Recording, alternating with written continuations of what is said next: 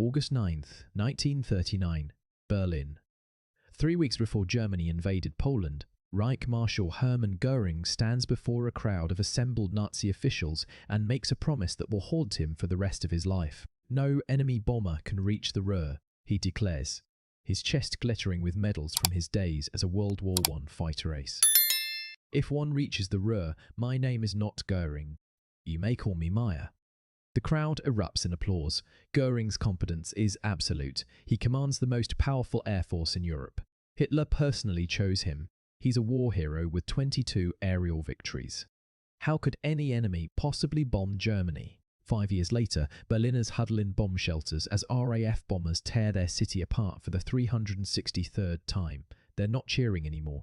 They're calling Goering Meyer, and they mean it as the worst insult imaginable. This is the story of the boast that broke an empire. A promise so confident, so arrogant, so spectacularly wrong that it became a symbol of Nazi delusion. A story about how one man's ego, addiction, and serial failures helps lose World War II. A story that starts with a genuine war hero and ends with a morphine-addicted failure watching his Führer's empire burn from the skies. To understand how badly Goering's promise collapsed, you need to understand who he was when he made it. In 1939, Hermann Goering wasn't just another Nazi. He's Hitler's designated successor. He's the second most powerful man in Germany, and unlike most of the Nazi leadership, he actually earned his reputation in combat. It's 1918. Lieutenant Hermann Goering pilots a Fokker DVR over the Western Front. He's 25 years old, aggressive to the point of recklessness, and obsessed with earning Germany's highest military honour, the Pour le Mérite, the Blue Max. By war's end, he's credited with 22 aerial victories. More importantly, when the legendary Red Baron, Manfred von Richthofen, is killed, Goering is chosen to command Jagdschwader 1, the famous Flying Circus. It's the most prestigious fighter squadron in the German Air Force. Goering receives his Blue Max. He's a genuine war hero, but the war ends and Germany collapses. The Treaty of Versailles strips Germany of its air force. Goering, like millions of other German veterans, feels betrayed. The military he loved is disbanded. The nation he fought for is humiliated. He's unemployed, angry, and looking for someone to blame. Enter Adolf Hitler. Goering meets him in 1922 at a Nazi party rally. Hitler's charisma, his promise to restore German greatness, and his rage against the Versailles Treaty all resonate. Goering joined the Nazi party immediately. He's exactly what Hitler needs. An aristocrat, a genuine war hero, someone who gives the infant Nazi movement legitimacy. November 9th, 1923. Munich. The beer hall Putsch. Hitler and Goering led an attempted coup. It fails spectacularly. Police open fire. Goering is shot in the groin and thigh. The bullet tears through flesh and lodges near his hip. He's rushed across the border to Austria, then Sweden. The wounds are agonizing. Doctors prescribe morphine. It works. The pain fades, but Goering keeps taking it, and taking it, and taking it, and taking it. By the time he realizes he's dependent, it's too late. The morphine becomes paracodeine, a derivative he'll take for the rest of his life, dozens of pills a day.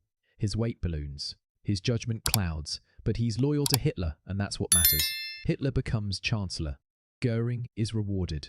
He's put in charge of rebuilding Germany's air force, the Luftwaffe. It's illegal under Versailles, but Hitler doesn't care. Goering throws himself into the work. He recruits pilots, builds factories, and designs aircraft. By 1939, the Luftwaffe was the largest, most modern air force in Europe. Over 4,000 aircraft. Experienced pilots. Cutting-edge fighters like the Bf-109. Goering has every reason to be confident, which brings us back to that August day. You may call me Meyer. It's not just a boast, it's a German idiom. Meyer was a common Jewish surname. In Nazi Germany, saying, "Call me Meyer," is like saying, "Call me a monkey's uncle." It means something impossible, something that will never happen. Goering is staking his reputation, his name, his identity on the Luftwaffe's invincibility. No enemy bomber will reach German soil. He guarantees it. September 1, 1939. Germany invades Poland. The Luftwaffe performs brilliantly. Polish air defences are overwhelmed in days. May 1940, France.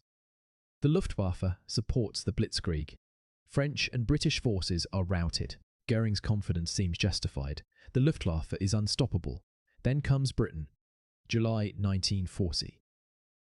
The Battle of Britain begins. Hitler wants to invade England, but first, the Luftwaffe must destroy the Royal Air Force. Goering promises it'll take 4 days to eliminate fighter command. 4 days. He's that confident. The Luftwaffe launches massive attacks on British airfields, radar stations and aircraft factories. RAF fighters rise to meet them. Spitfires and Hurricanes dogfight with Messerschmitts over southern England. The British are outnumbered but fighting over their own territory. Downed pilots parachute and return to combat. The Luftwaffe can't replace losses as easily.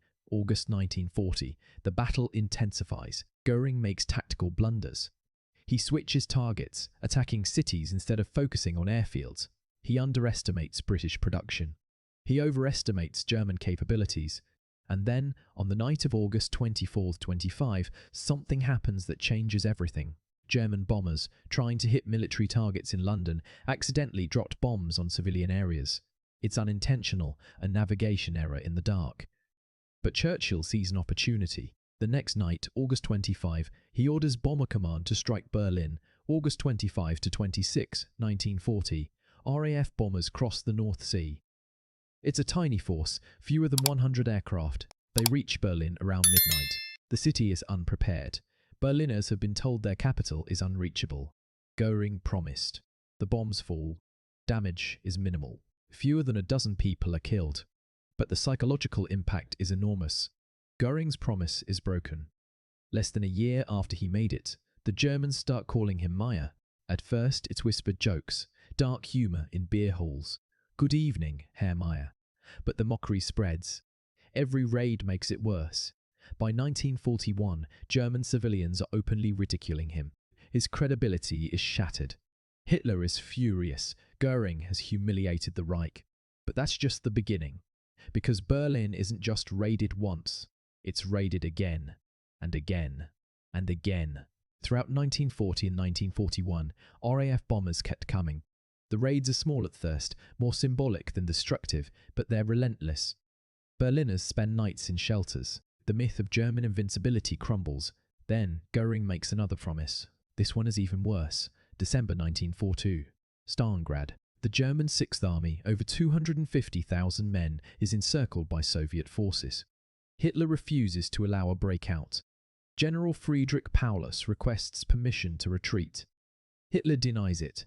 The army is trapped. They need supplies, ammunition, food, fuel, medical supplies. Someone suggests an airlift. It's theoretically possible, but it requires flying in 300 tons of supplies daily through Soviet anti-aircraft fire in brutal winter conditions. Goering sees a chance to redeem himself. He promises Hitler the Luftwaffe can do it. 300 tons a day. No problem. Hitler believes him. Paulus is ordered to hold. The airlift begins. And it's a disaster from day one. The Luftwaffe can't deliver 300 tons. The weather is brutal. Soviet fighters shoot down transport planes. Airfields are overrun. On good days, the Luftwaffe delivers maybe 100 tons. Most days, less. The 6th Army begins to starve. Soldiers freeze. Ammunition runs out. By February 1943, the 6th Army had surrendered. Over 90,000 men march into Soviet captivity. Most will never return. It's one of the worst military disasters in history, and Goering promised it wouldn't happen. Hitler stopped speaking to him for days. Goering's influence begins its terminal decline, but back to Berlin. Because the real devastation hasn't even started. November 1943. RAF Bomber Command, now under Air Chief Marshal Arthur Harris, launches the Battle of Berlin. This isn't symbolic harassment anymore. This is strategic bombing designed to break the German will and destroy industrial capacity. Over the next 5 months, from November 1943 to March 1944, the RAF launches 16 major raids on Berlin. Each raid involves hundreds of bombers. Each raid dropped hundreds of tons of explosives and incendiaries. March 18, 1945. The biggest single raid.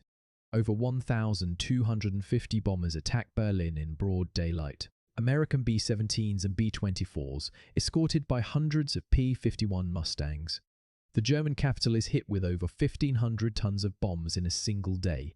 Entire neighborhoods are obliterated. Fires rage for days. Fires rage for days. The Luftwaffe, once Goering's pride, can barely mount resistance. Where are the invincible fighters that were supposed to protect German skies? Most are destroyed, their pilots dead, their factories bombed. Fuel is scarce. Training is inadequate. The Luftwaffe that Goering built is a shadow.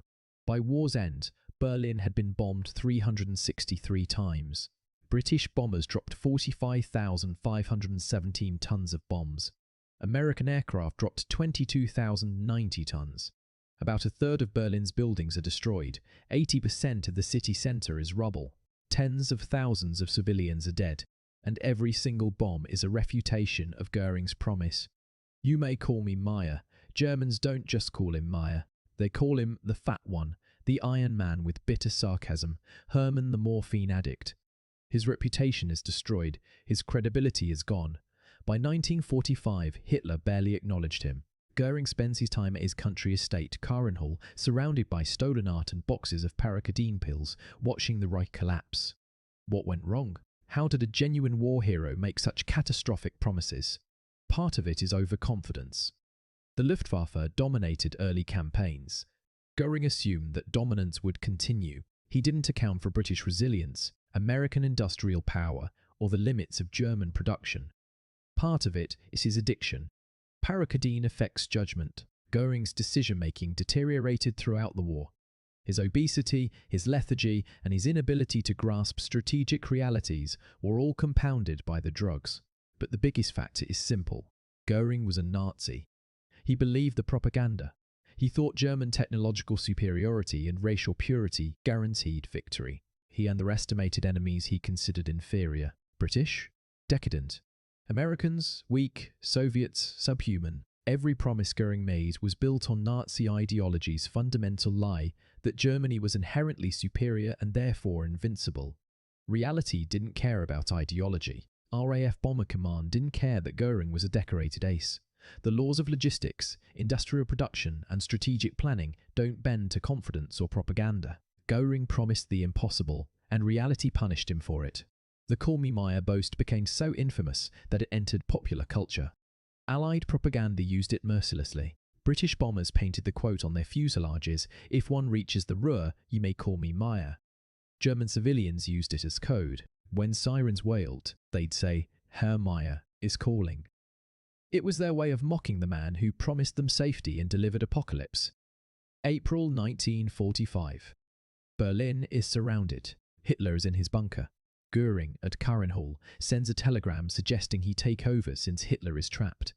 Hitler interprets this as treason and strips Goering of all ranks and titles. The designated successor is dismissed in disgrace. When Germany surrenders, Goering is captured by the Americans. He's tried at Nuremberg for war crimes, found guilty. Sentenced to death by hanging, October 15th, 1946.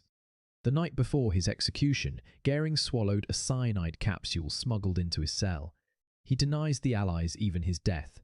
His final act is control over his own end, but history remembers him not as the war hero he was in 1918, not as the powerful Reich Marshal of 1939, but as the man who promised no bomb would fall and watched his country burn. The wreckage of Berlin stands as his monument. Every shattered building, every bombed-out shell, every life lost in the raids is evidence of a promise broken. 363 times, Allied bombers proved Goering wrong. 363 times, Germans hiding in shelters had reason to call him Meyer.